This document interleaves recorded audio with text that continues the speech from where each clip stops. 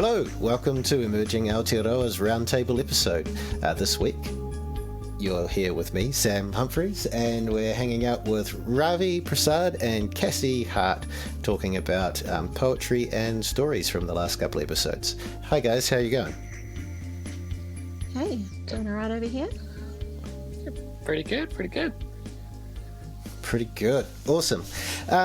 So it's been a while. The last couple of times we've tried to record this hasn't gone so well.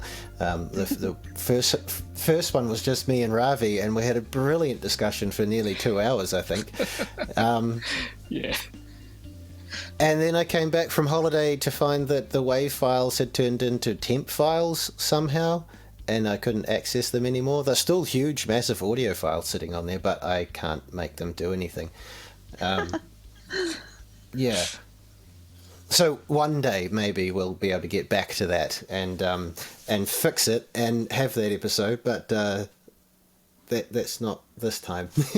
Yeah, and then as you guys know, the last time we tried it, our recording device didn't want to work properly. No, So we gave up and rescheduled. Craig went on strike. Yeah. Do we know if Craig is alright? Is he all good? I think Craig's just overworked. Just very busy, yeah. Yeah, very, very busy. And he was like, no, I can't help you today. Unfortunate, can't do but one more, no. not one more at all. But that's all cool. Right, so it has been a while, as I was saying. I've had a very busy summer. I'm finally getting back into work mode and trying to achieve things. How have you guys had an enjoyable summer? How's your motivation going this year? I don't think we will. Neither of us want to answer that one. No, summer has been too hot, and it's going to continue to be too hot, and I am the weirdo who doesn't like it to be too hot. So I'm looking forward to cooler mornings and all of that, and slowly getting back into gear. January is pretty quiet. I spent most of it editing the horror anthology that I'm working on, Death of the Mouth, and nice. Now I'm getting back to my own stuff. Yeah, it's off to the copy editor now, and it is tight. It's such a good anthology. So nice. Not that I'm biased. Yeah, no personal bias there. No, definitely not. No, I'm sure if you're working on it, it'll be great. It is, yeah. It's wonderful. Nice. Oh well, we'll have to make sure we I was going to say that. Well, that's probably not as impressive as Cassie here working on a book. Sorry. Just casually. No, Christmas and New Year's have been awesome. I've worked through. Working man. But this week has been kind of the time of the month or the time of the year to finally kind of like relax and catch up on a few things and go, hey, actually it's almost the end of January. I should probably start doing stuff. It's like it came around so fast. It's crazy. So yeah, as they say, time flies when you're having fun. Haha, gotta love cliches. Yeah. Man, I must be having a lot of fun lately. Yes, so much fun, lots of fun, and finally reality kicked in. It's like, hey, should probably like get some work done. So not to say I haven't been working, but this is when the real stuff, I guess, starts for the year. So cruising into it at the moment. So that's been me. How about you, Sam? Nice. I think so between Christmas and the week after New Year's, I think I'd driven the approximate distance of the country twice, from the top to the bottom. Wow. So we spent some time traveling and hanging out in different forests around the country, trying to like soak up some nature and be off grid for a while, which was really nice actually. No cell phone reception most of the places. Extraordinarily surprising to drive 15 minutes, 20 minutes down a like metal road off multiple other turns to turn up to a campsite that's in the middle of nowhere and find it full of people when you haven't seen anyone else on the road for 2 hours. It's like it's pretty bizarre. You know, like turn up and you're like, oh yeah, this is such a beautiful forest. There should be heaps of space to camp, and you like turn up and it's like, oh, okay, it's pretty crowded here actually. It's like, So, where did all I these guess a people lot of- come from? Yeah, that's what I was thinking. Some people have some awesome setups, but yeah, no, we had a big tour around all of that driving was around the central North Island too. Like we didn't go much further. Went from the east coast to the west coast, and or vice versa, well, both ways, I guess. And then yeah, and around about the place, and it's been cool. Lots of traveling, pretty busy, and then followed by a bunch of weeks of, or 2 weeks or so of unmotivated unachievement. but I have a really important question for you, Sam. Oh yes, go for it. Did you get around to reading House of Leaves? Okay, yes, so that was what I was doing the entire time that I was away on holiday, because I had no internet and stuff, and I tell you what, that book wigs me out. It's so House good. of Leaves, oh my god, if anybody needs a book that's a real mind bender, how would you even describe it? I don't know. It's one of those things, is the books, because the whole... there's like three different. There's the book. There's the annotations. There's so much to it. The book is an experience. Like, reading it is an experience. And part of reading it is reading about somebody else's experience of the story, which makes it... It's all very meta, and it's it's a fantastic... I haven't finished it yet, because I got back and... I got a little depressed for a week or so and watched a bunch of TV and stopped reading. Yeah, but... It's well worth finishing. I'm really glad you started it. I lent... Ravi, just for context, I gave that book to Sam probably 2 years ago and told him he had to read it, and he's never got around to it. And the book is about a house that kind of has this other space inside it where things change, and it's creepy as, and it's just really epic. And so it's kind of like, the book has gone to Sam's house, and then I'm like, it might be at Sam's house, it might be inside Sam's house, it might be somewhere else. That's the kind of like... Sure, it's the kind of book it is, because the book itself is... Like, I was reading that at like 2 o'clock in the morning one of the nights when I wasn't sleeping, and it's just a bizarre experience of reading that book. Yeah, definitely highly recommend it. I'd highly recommend it, yeah. House of Leaves, it is fascinating. Great story. But yeah, so that has kept me entertained throughout the summer break period of time. So we're nearly back to kids to school, and that makes recording somewhat easier, because it's very difficult to record narration stuff with a house full of people, even when you've got like a good space kind of blocked off. And man, towns just have so much background noise. So during the daytime can actually be, there's some nice quiet points in the day that will help quite a lot. Yeah. But yeah, no, it's been good. It's getting better even, I think. So we've got one last story episode before the season's done, and then we'll have one more of these Collaborators Round Tables, and then we'll be finished with season 1, which is, like, if we're honest, sometimes I don't finish projects I start. So getting to the end of season 1 will be quite nice, I think. I might even pat myself on the back. I'm proud of you. Yeah. Yeah. So it's cool. We've got the poem sorted out for the last episode. So we've got a new collaborator came on board last week. So I won't give away any details, because then it can be a nice surprise for people. But yeah, so a new collaborator has come on board to help out with a poem, and really looking forward to that one with our last story, which is going to be pretty epic. So cool. Yeah. So we should talk a little bit about the content from the last couple of weeks. So because you, Ravi, did the poem on oh my god, that was the responsibility one from The Littlest Hero, way back then. Wow, feels like it was. Yeah, It feels like it was last year. it was last year. Yeah. Yeah.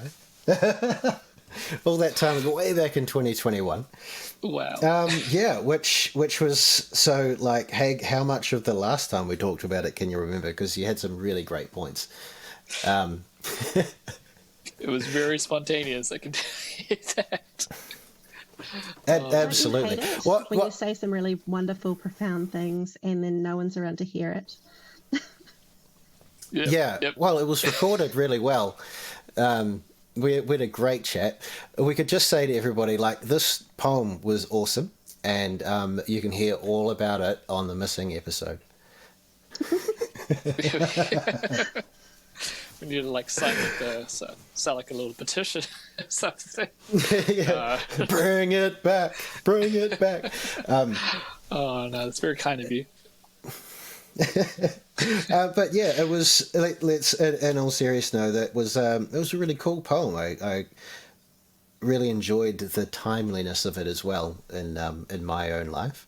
It's actually brought up a lot of conversation since that poem like came across my computer. Yeah, the whole idea of what responsibility is, has been a fascinating topic of conversation for me, actually, over the last couple of weeks, with multiple people in all sorts of situations. And it's brought about some, like, probably a good, like that, like, what's it, like a 3 or 4 minute poem has brought about hours of conversation for me this year already. That's Awesome. That's crazy. That's awesome. Yeah, no, that's crazy. Like, yeah, it's definitely a topic that, requires, I guess, as you mentioned, like ongoing dialogue, and it's never really like a blanket statement answer. I think there's layers to it. So yeah, that's crazy. Hearing that kind of feedback. Yeah. So, Yeah. Well, it was timely. I don't know, man. I'm trying to think of all of the great stuff we talked about last time. It's actually pretty difficult wigging me out. Yeah, I do remember like flicking back to a few memories, like when I first read it to Kaniki, who did the narration on the last episode and does a bunch of the voice acting. And she was like, that boss battles will follow. I think that was where it, when you sent the original, like, startup, that was where it finished. And both of us were like, yeah, boss battles. It was like this nice point of impact in the poem, especially since I've been playing Dark Souls 3. And boss battles are real hard. So it's very relevant right now. It's just so relevant right now. The universe is speaking to me. Yeah, but have you got any follow-up thoughts or things that you wanted to say about that work? I mean, it's quite an interesting. Just even like reflecting on any body of work that you've like put together is. It's not necessarily something you do, or like something you kind of, from my experience, like not something you kind of go write a poem, you might perform it, you might not, and then you kind of go, cool, this is in my little portfolio of stuff that I've done, and I'm not sure if I will, but it's as you mentioned, it's definitely something you can continue to have a conversation in. I think at the time I'd written from just conversations or experiences that I've had with that word and what I thought that it meant for a 20, I forget how old I am now, 20, 26, 27, like from a mid-20s. Mid-20s, yeah. Mid-20s person living in New Zealand, what does that word mean? And I do like that boss battles will follow sort of line, because I always try to incorporate things that a lot of references and pop culture things into my poetry, and because when you're kind of reading it or hearing it, it's quite palatable, and you're like, hey, I remember this game, you know. And then, you know, even like I think there was like a Squid Game reference in there, which I still haven't seen that show, but I'm like such a relevant thing. But like the whole idea, like, I mean, just understanding the basis of it, it's like these childhood games or like these childlike games that you play, and it's like trying to survive and trying to like win these little battles. But yeah, no, it came in different parts. I mean, like you said, you heard the first when you first read it, it was at its, I guess, genesis, and when I first had those thoughts, and then I continued to write on it, and even like the first line of, you know, just taking the word responsibility and going, you know, what does that even look like, and playing around with the whole, it's a response to your ability. And even that line was more of like a, you know, vocation sort of thing. It's like sometimes, you know, you get given in a workplace more responsibility because of your ability as you continue to get experience, and but that might not necessarily be the case, I guess, when you're, you know, maturity and different things. There's a whole nother poem coming through this conversation, right? It's like, Yeah. think about it more. There's more ideas that come to mind, but yeah, no, it's definitely one of those topics like responsibility, or like, you know, the one that everyone loves to talk about, love. You know, when you start to think about it in different layers and facets, it's like, oh, there's so many different ways you can go about with this particular topic, and it might not be the right answer for what responsibility is, right? But it is my interpretation and my viewpoints, and sometimes there's like common ground that we can find when we have those kind of conversations. Yeah, for sure. I think that's like the great thing about, I guess, art creativity in general is for me, is the discussions that it does bring about. Because it's all fractal, isn't it? Like you the more you think about it, the larger the topic becomes. Like the more you look at it, the deeper you go, the bigger it gets. Because it's a way to kind of start exploring ideas. You know, some seeds of words or some lines can pry open something, and then the more you talk about it, the more different opinions and thoughts you get on it, the deeper you kind of dive into it. Yeah, Absolutely. The more you fall into the, never mind, nihilistic existentialism. Yeah. So did you have a chance to listen to that episode, Cassie? I did. Do you know what? I made sure that I listened to it again before the last time we tried to record this, so it was fresh in my mind. And Nice. That was a whole week ago. That was a whole week ago. Yeah, I did enjoy it, though. Yeah, it was good. It was also nice to have a little bit of a difference in the stories. Littlest Hero was quite different from The Dead Way. Stories. Yeah. Well, not horrible. Adorable in a deadly way. No, it was really nice. I liked listening to the last episode. Although it was really funny because I listened to my episode thinking that there was going to be a whole lot of other things in there, and like I saw other people's names and stuff, and I don't know, I've been really tired lately, and my brain's clearly not working because I thought they were all different pieces, and I kept looking for everyone else's stuff, and I was like, oh right, and I was like, oh no, it's just me, and it's Samuel's music. Like, oh, okay. But I was like, where am I? I'm missing these things. And I was like, oh my God, those are my characters' names. Yeah. Cassie? Yeah. Those are your characters' names and the people that are narrating them. Yeah. Yes, they are. I was like, oh, look at all these people who have contributed to this episode. And they did contribute. They did a great job contributing, but just by voicing my characters. But yeah, I had a total blonde moment last week, which was doing my homework for this episode. Yeah. Oh, nice. Yeah. That it was nice to have that difference. I think that point of difference throughout them. And then the next story again, have you both listened to the latest episode? There was no poetry in that one because I went to do mine and that recording mysteriously had disappeared too, so it couldn't go on. Did it? Ooh. Is there a new one? I don't think Spotify told me. I listened to it today while I was mowing your lawns to see if it sounded any good. Right. Yeah. I think it came out on last Friday. Yeah. What? I have not. It's my that's phone cool. is. Yeah, it's one of those notifications that might have just popped up, but I was like, I need to go back to this, and then multiple notifications come. But I need to go back and listen to that. Played. Oh no, 13th of January. That's the last one that was up. I did listen. That was the one. With my Hope story. Lies North. Yeah. Yeah. Yeah. No, I did listen to that one. That's what I was saying. I was looking for the poetry, but I couldn't find it. Oh, that was you couldn't find the poetry on that one because that one didn't have any poetry.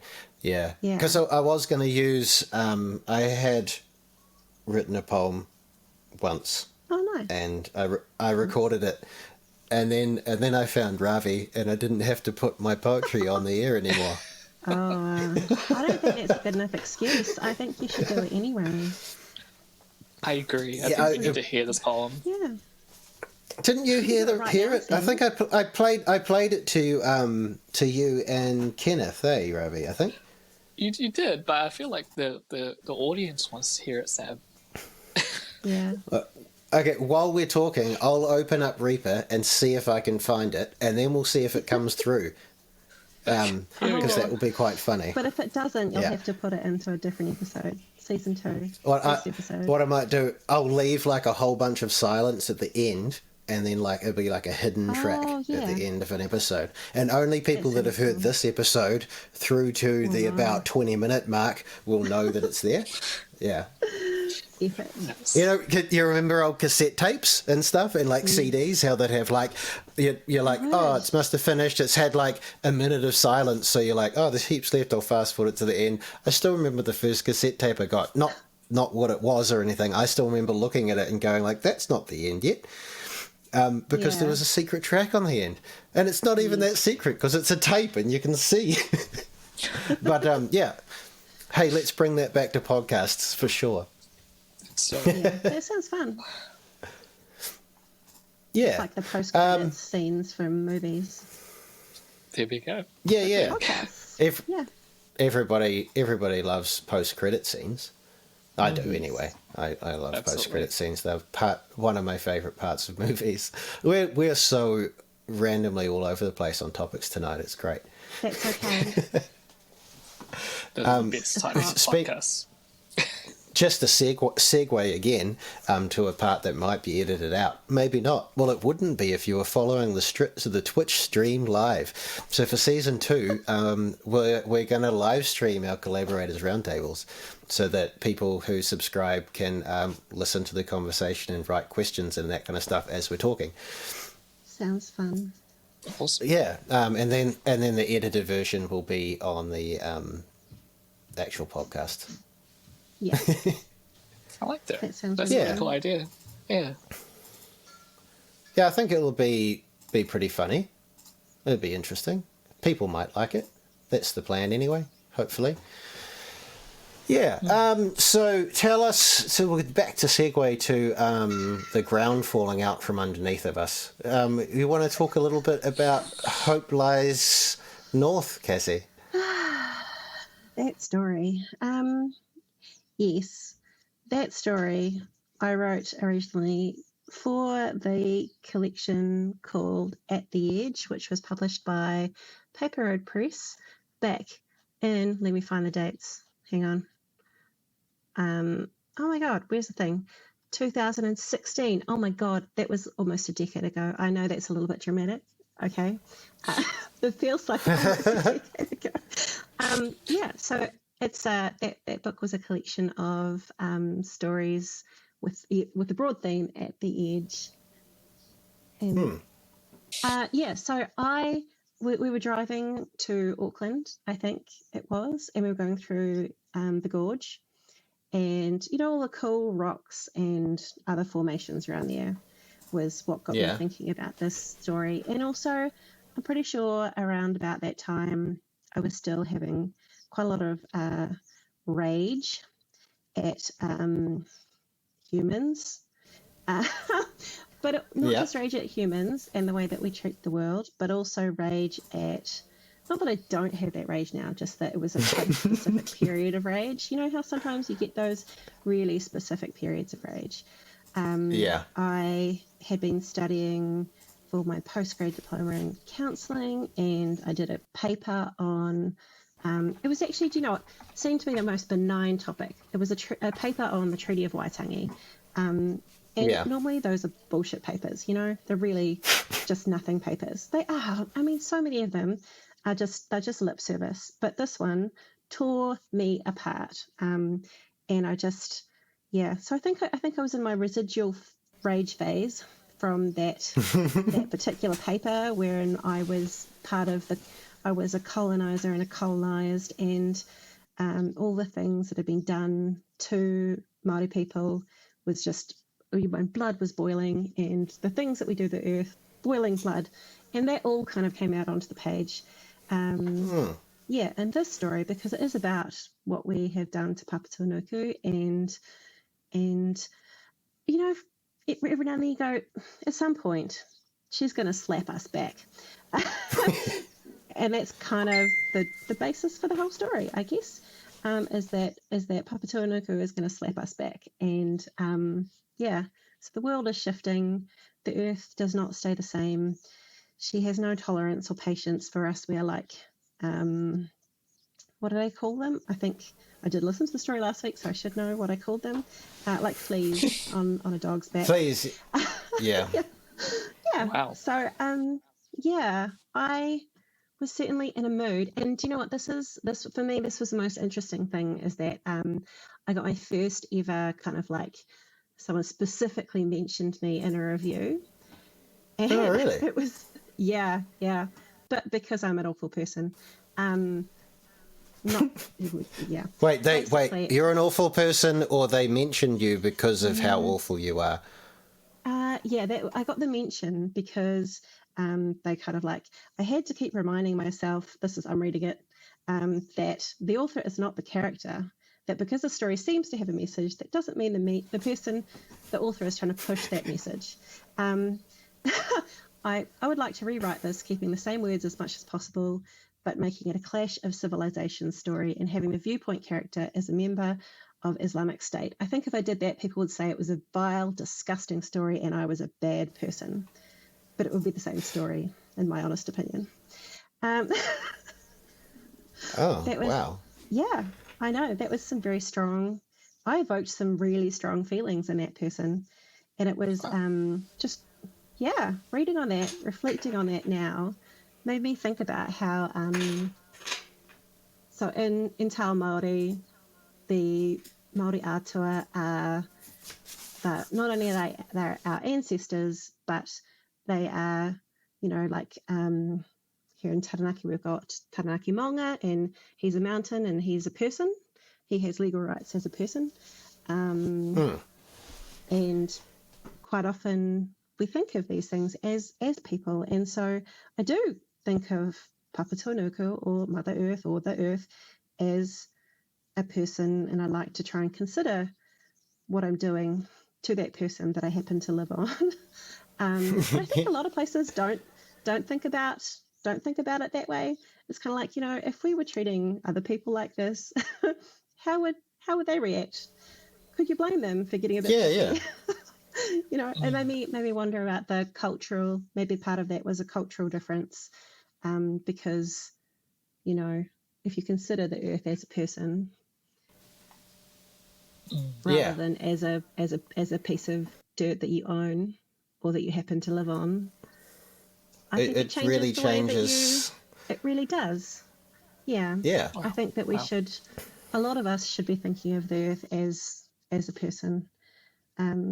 We might treat it a whole lot better if we looked at it that way. So Yeah. That's I guess I might be a little bit ragey still.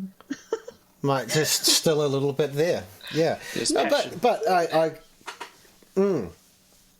well, and it does bring up those interesting points like mindfulness about mindfulness, to use the word that's thrown about everywhere. There's no contempt in my voice. Shush. There's not. Look, this is the problem where you've got like two nuanced opinions to like.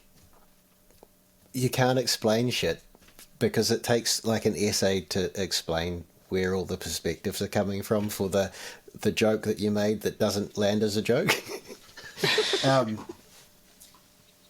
Yeah. Anyways.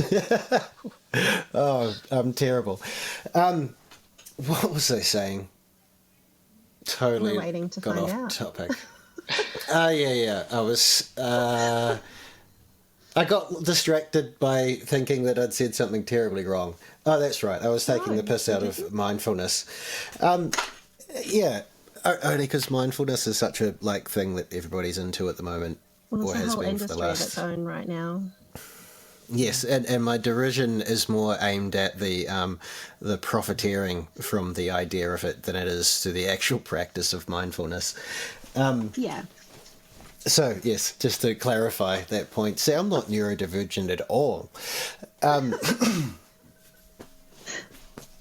Back to the point. We were talking about a story. That story was about a thing, mindfulness. Right, okay. So, what I was meaning is kind of like just reiterating the same thing you said. I should just stop now. But being mindful, like it does. If you imagine that you are an ant crawling on a human's body, you got a different perspective of the thing you're walking on. Yeah. You know, if you accept your environment and that as like a actual living thing that it is, it's it does change your perspective of the way you treat it. It really does. It's impossible to keep treating it the way that most people treat it if they consider it to be a living being. Yeah. I think we often tend to fall into the trap that we don't really categorize things as truly living, or we don't think anything else cares unless it can tell us so. You know, like the planet can't like go like, we don't go and bug that plant that stings us when we touch it because it's communicating pretty good, like, hey, don't touch me. But like the earth doesn't give us immediate responses when we do dumb shit. It takes a real long time, and humans aren't very well adapted at like understanding causal links that like are longer than a few seconds between interactions. Yeah, and there's a lot of build up that has to happen before things change. Yes, and I'm certainly not enough of a scientist to talk about it. No, neither am I. I just write stories about angry planets and get ragey occasionally. So, well, and I guess that's the point of the stories too, is to not the point, but one of the aspects, like going right back to talking about how Ravi's poem like inspired hours of conversation, is all stories, all these creative works inspire philosophical thinking. Man, I said that weird, didn't I? Philosophical. A little bit. Come on. Philosophical. Thinking. Yeah, because it leads you down that fractal rabbit hole of like one question leading to two, leading to three, leading to 100. Where if you keep that creative mind and that openness and flexibility of thinking, you can,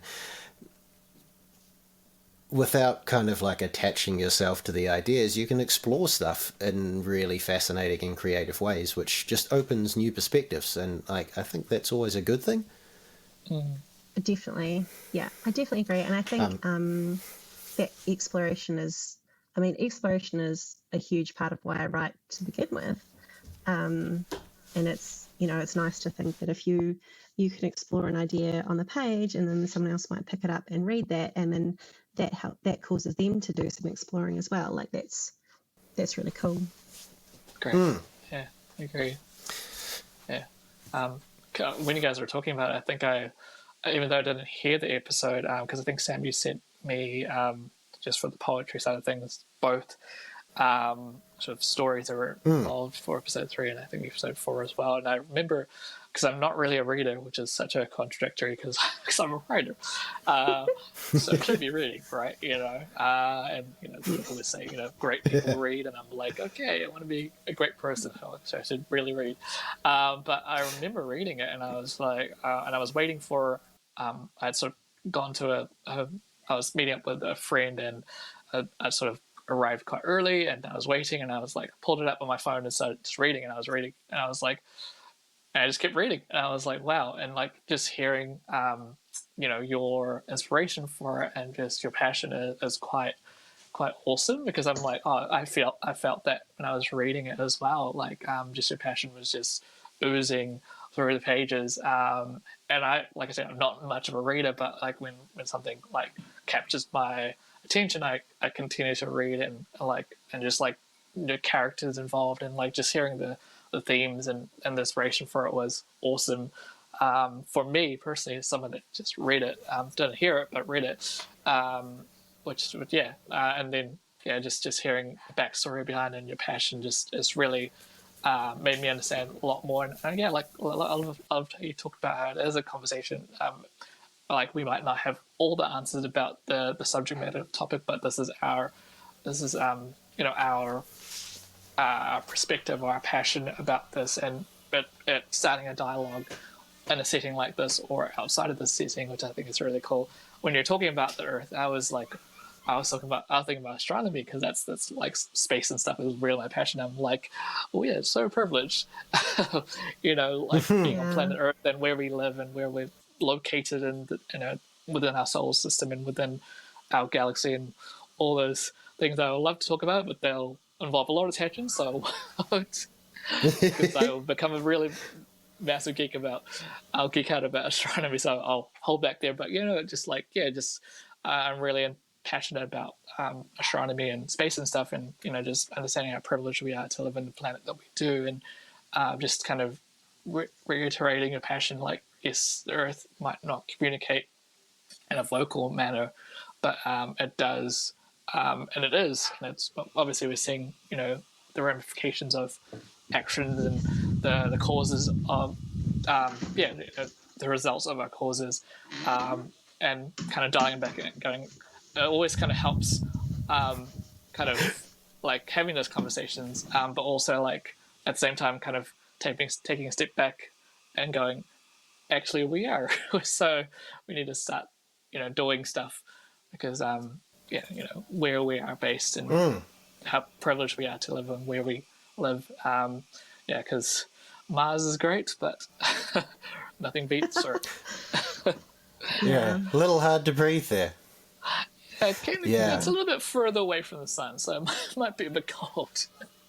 Bit cold, the lack of a magnetosphere to like protect us from solar radiation might be a bit harsh too.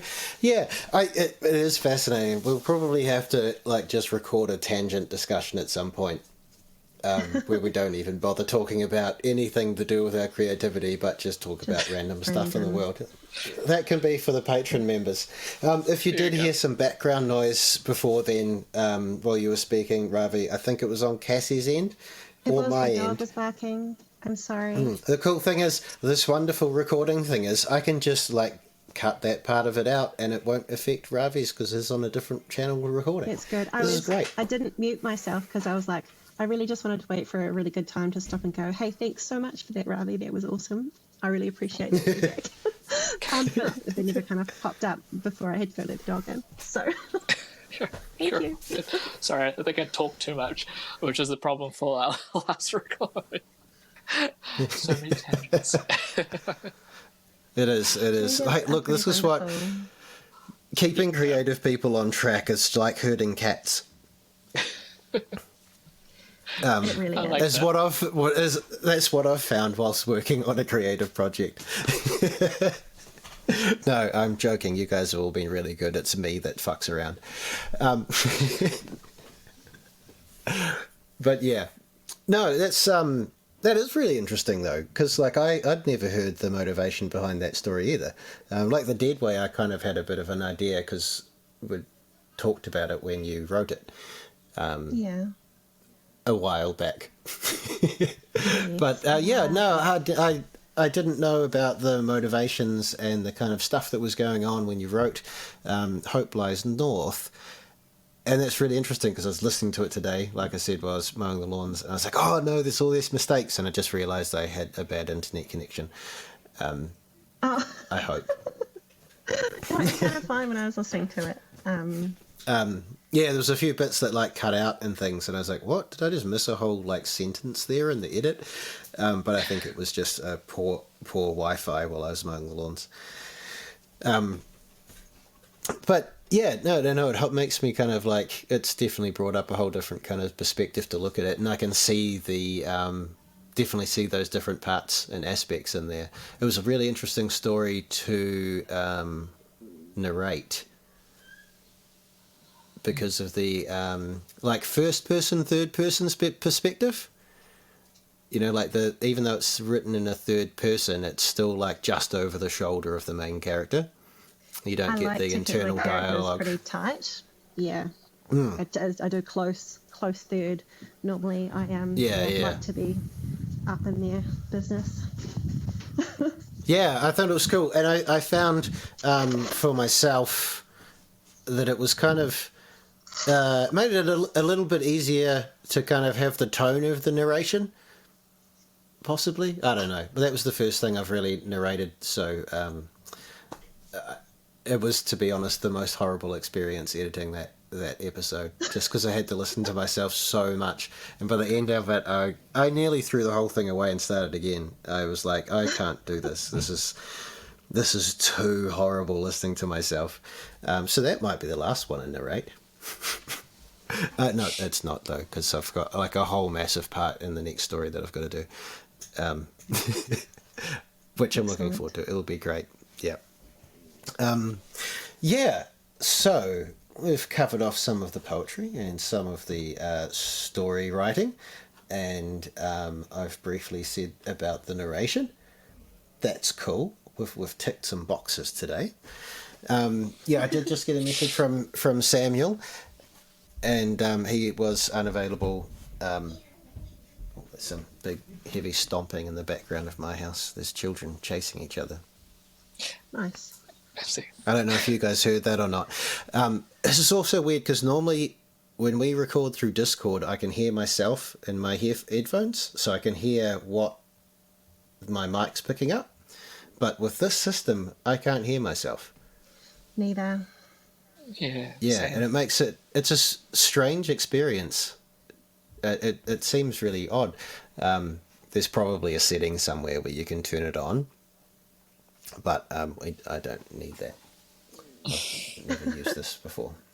It's funny how often we like something happens and it's a bit different, but instead of looking for a solution, we kind of just adapt. Yeah, and complain about it. Yeah, well, not so much complain. Just note that that's different, and you're not sure how you feel about it. But you know, quite flexible. Yeah. That's not a bad thing. Yeah, it's not too bad of a thing. I used to be much more flexible than I am now, but that's in a physical way rather than mental. Yeah, no, just physically. I was just meaning I'm old. Yeah. Yeah. No, that's cool. And we've got, so keeping on track, it feels like it's been so long since I've done one of these that I can't even remember how they go. I think this is how they go. Random babbles for a while, which is great. So while I've got you on the line, and since we've ticked off most of the things, talking about the poetry and the thing, and I'm really going to work on getting that other episode done, because I'm still going like, I remember there was so many things I brought up about that poem that I now can't think of. Because they've done them, I put them out there so that I don't have to remember them anymore. Does anybody else do that? all the time. Yeah, same. You know, yeah. You're like, no, I've discussed this thing and finished it, and now my brain does no longer need to hold on to these things. They've been finished. I reckon it's a jam culture that helped us to learn how to do that. The number of times you cram hard for an exam, and then you use the information, and then you step out of the room, and you kind of need to dump that so you can cram for the next one. Yeah. Oh, interesting. I'd never heard of that theory. Yeah. That's a cool idea. I'm definitely well practiced at forgetting things. Nice. Yeah, for sure. It sounds like I don't know, probably not sounds like an episode of SpongeBob. when he was training to be a waiter, I think, in a fancy restaurant, he gets told to like remove everything in his brain except for like learning how to be a good waiter. Just remind me of that visual. Could write a poem on that. Yes. There we go. You could. Yeah. So much inspirations come up for you tonight, Robbie. And that's a brilliant segue too, because before I went off on that tangent, I was going to say, well, I've got you here. How are you guys going for your submissions for season 2?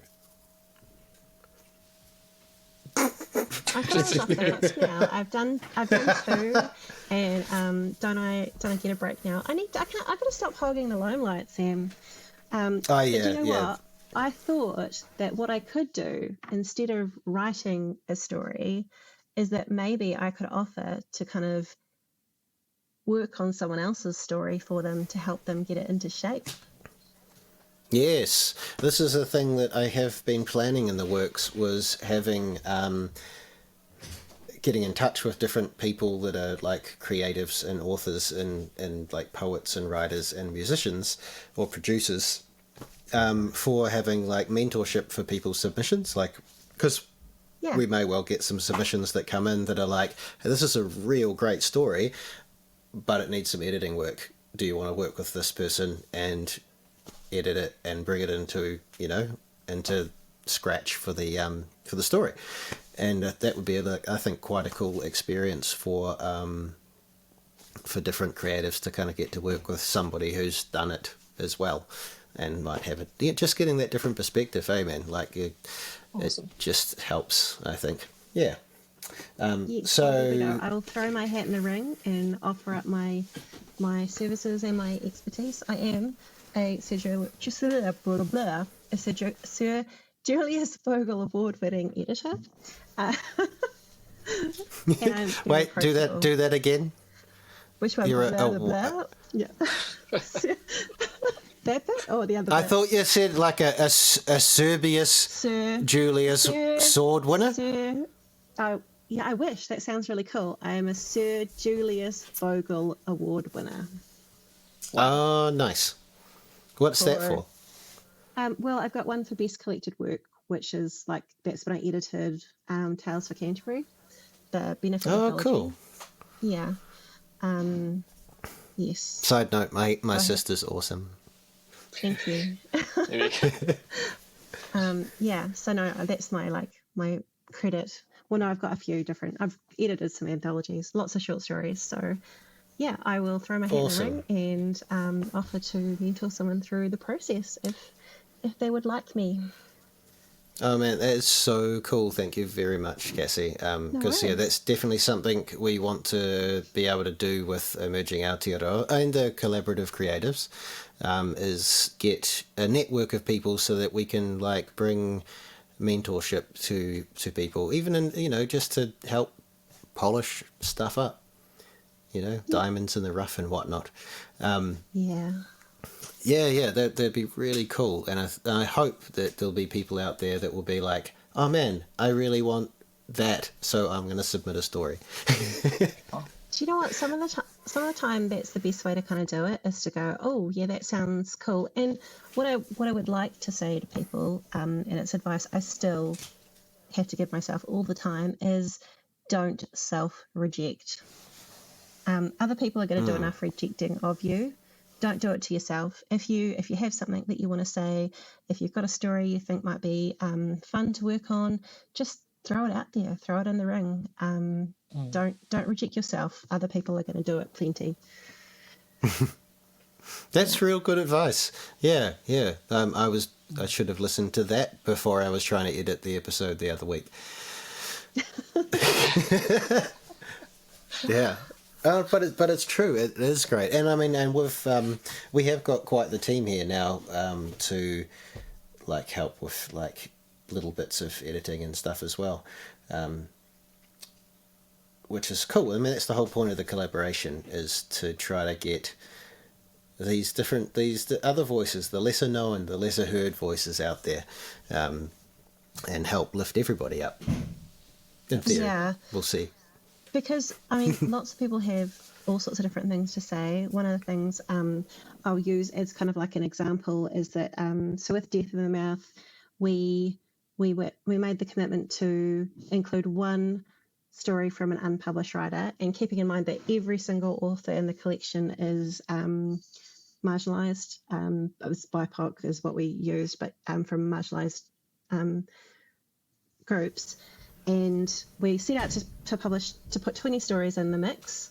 We ended up with 25 stories, and of those, I think we have 3, maybe 4 first-time authors, first publications in there, because they were, oh my God, some of these authors, they're amazing. I'm like, oh my God, you're better than me, and this is your first publication, and in 5 years' time, I'm going to look you up, and you're going to be like winning all the awards. Some people just come to it a bit later. Some people start really early. Some people start a bit later. Some people work on their stuff heaps before they put it out there. But, you just never know. Lots of people have awesome stuff inside them. They just haven't shown it to the world yet. Absolutely. Yeah, absolutely. Jinx. I'm such a child. It's ridiculous. Yeah. Who put me in charge of this? Fuck. Yeah. No, that's awesome. Yeah, and you had tons of submissions too, didn't you? Like We had over 300. Yeah. Wow. Yeah. That's great. I've got our first story submitted for season 2. That I'm like really excited about doing. I know, but I'm like, I don't know how long it will take for submissions to come in, and I really want to do this story. I mean, the theme for season 2's perspective, so we really want stories that are from the uncommon perspective, from the different, from the marginalised, or not just like Chad and Nancy. Yeah. Fair enough. I think that you just need to set the submission period anyway, bro. And then yes. See, people don't know when they should be doing this. I haven't done any of these things. Yes, right. I will. Hit On the me up next later. episode, I'll put a I'll talk date to you and about stuff it. on it. Awesome. Yeah. Because organisation is not great. I'll put it up on the Asana board. I need to put a to-do list on there. Oh yes, back into it. Woohoo! Happy New Year's. Yeah. No, it's good. It's great to actually be doing stuff again. It was really nice to have a break. I did give myself a nice. I think I've had like 3 weeks off, and I say that 3 weeks off of nothing. I mean, most people don't know my story, but like I've done physical labor all my life, and now my back's ruined, and I've had to stop working. So I've had a lot of time off anyway, but. Time off from working on the podcasts and the projects and all of the other random threads I've got going of other stuff. It's been nice to have that little break, and I'm definitely feeling like, kids are going back to school, motivation's coming back up to like get into sorting out season 2. So Excellent. Really looking forward to that. It's going to be quite exciting, I think. The future endeavours. Yeah. Have you guys got any other things that you guys wanted to say? No, all ideas at the moment, but no, very very excited for season 2. It's so like fascinating how quickly season 1 has gone. It is a privilege. And like, sorry. I was just to be fair, like there's only like eight episodes, including the Collaborators Round Table, so it's not a big season. It's big because it's your very first one, though, bro. Like it's getting equipment, pulling together the stories, poetry, people to read things, people making music, all of those things. Like the first time you do something is always going to be the hardest, and you've done a really good job of pulling all those people together. And you're a great people person, which really helps. Oh, thanks, Cassie. It's nice to have that feedback. Yeah. Yes. Absolutely. It is exciting. Sorry? I was going to say absolutely.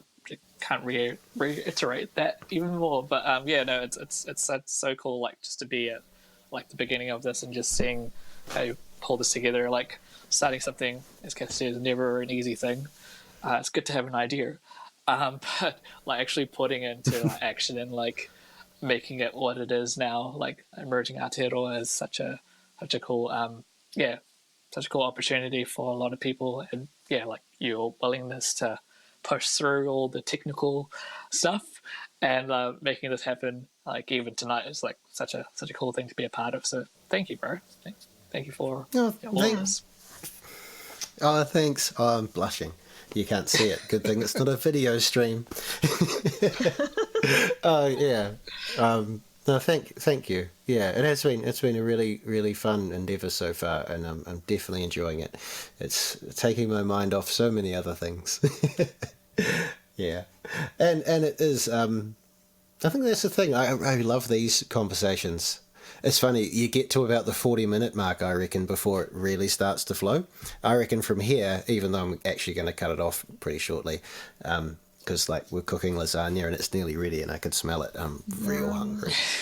Yeah, and it's lasagna. It's the first one of the year. Ooh. Yeah, I know. I'm salivating and blushing. It's a terrible lot. Yeah, now I am just thinking about it. Thanks. Yeah. I mean, listeners are really appreciating this high quality content right here. Food for thought. Oh my god, yes. Yeah. No, it is. It's these Collaborators Round Tables are real fun for me, and yeah, being able to like connect with different people and help bring other people's stories out and get them into this kind of new venue of podcast space. A new venue to me. I mean, it's been around forever. In like a couple of decades, it's been around for a couple of decades, not forever. That's podcasts can't exist from forever. Anyway, you know what I mean. It's fun and stuff. Yeah. All right. Well, I'm gonna cut it out. Thank you guys so much for putting up with the hassles of like the few collapsing episodes and technical problems. For bearing in there with the rescheduling all the time. There's been very grateful for your guys' participation and support and contributions to Emerging Aotearoa so far. It has been great, and thank you again, Cassie, for offering to mentor one of our stories for next season. That will be absolutely fantastic. Really looking forward to that. Although, another tangent, when I was mowing your lawns today and I was listening to the episode, I was like, do you reckon you could write a sequel where she... Oh, no, wait, if people... no, it's spoilers. We'll say at the start. Spoilers. A sequel where at the point where, like, Papa Tuanuku, like, brings her back because, like, to deal with something else. Yeah, could do. But it's not just or her, something. It's not just her either. She's stashed. No, it's the rest. Yeah. So like, I'm like, oh man, there's a potential for like a pretty fun, like sequel short story. Yeah. I was like, not opposed. You know, just that idea. Oh, nice. I have a think about it. Yeah. Could be fun. But yeah, there's a lot of projects coming up actually this year. We've got another podcast show we'll be releasing under the Collaborative Creatives. It'll be on the Emerging Aotearoa channel. Little flash fiction show that will be out on Sundays with season 2. Cool. So that will be really fun. With like a bunch of voice acting and a lot more improv. So Nice. it's a very weird meta flash fiction improv thing. Yes. Is that Yep. the one I think it is? Probably. Yeah. Okay, cool. Probably the Excellent. one I'm thinking of. Yeah. Yeah. Nice. And yeah. And I think there probably could be a cool. I think that Ravi might be able to have a bit of fun with one of the characters in this project too. So I'll talk to you about that as well. Nice. Excellent. Off air. Yeah. But yeah, thank you very much, guys. I'll call it a night for the night. Oh, cool. That noise does make a big thing. I can see it. Look, I'm so distracted. This is terrible. It's all right. I was watching how the cat was scratching on the piano stool, and I could see the spikes. Like, oh on my the God. sound. I know, yeah. Yeah. Yeah, that's what I was just seeing. It's like, oh, every little like tap of my fingers. But yeah, and I can hear like children playing and screaming in the background. But because I can't hear my own headphones, I don't know what's coming through on your guys' end. So it's very discombobulating to my brain. But never mind. What was I saying? Oh yes, thank you guys so much for coming along for our Collaborators Round Table. I should be editing this tonight. Should be up tomorrow afternoon on the podcast, and we'll be next Friday for the next episode with the story. Hopefully, no, The Long Night. Yes, by Nice. The Long Night by Robert von Garrett. It'll be it's a good story actually. I quite like it. And yes, we've got a poem coming for that one. It's got stuff to do about dragons.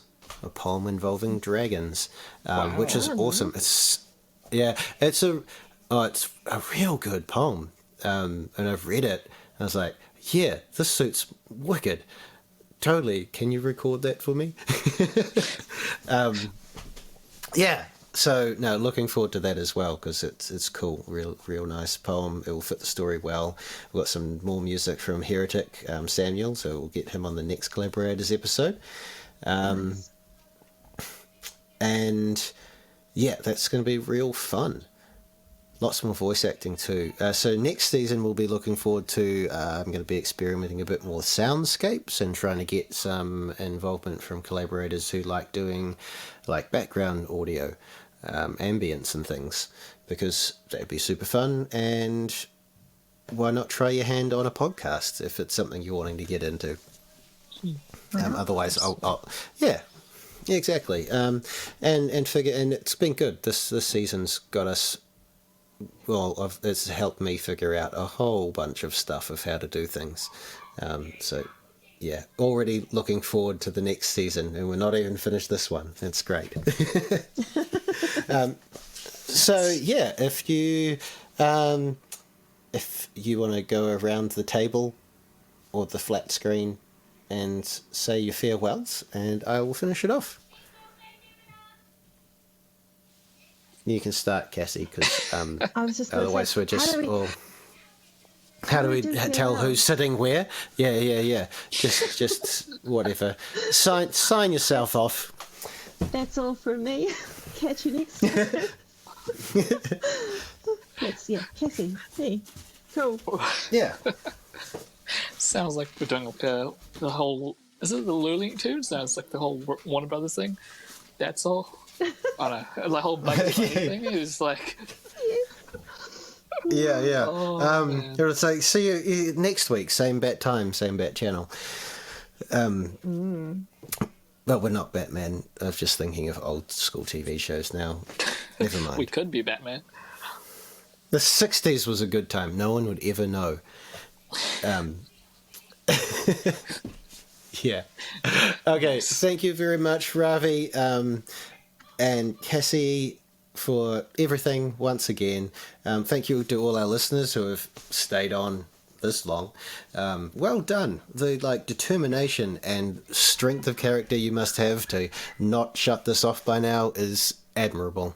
Pat yourselves on the back. And you'll have a new episode out from Emerging Aotearoa end of next week, hopefully. And yeah, this time next week, because you'll be hearing this Friday, which is tomorrow. This is going to be real weird, season 2, because we're going to be recording all out of order, so I'm going to have to write a bunch of stuff out, because stuff will get recorded all over the place. It's funny.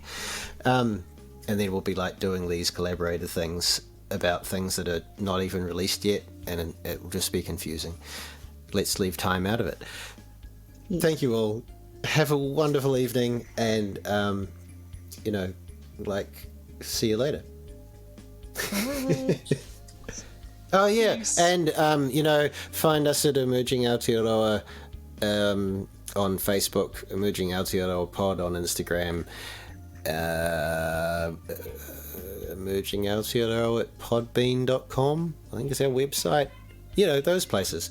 And follow us on your podcatcher of choice, because we make stuff from local people from Aotearoa and share their cool stories and poetry and music, and you should get into it if you're listening still, because you are clearly a very determined and interested in content person by now. Okay, goodbye.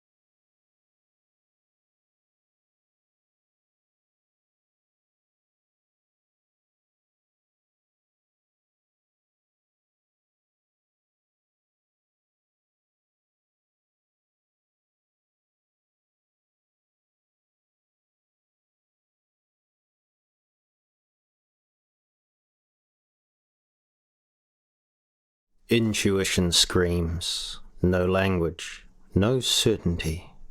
Logic overrules, deafens, silences. Intuition brings fear, distrust. Not all is as it seems. Logic demands, object permanence. Reassures, all as it always has been.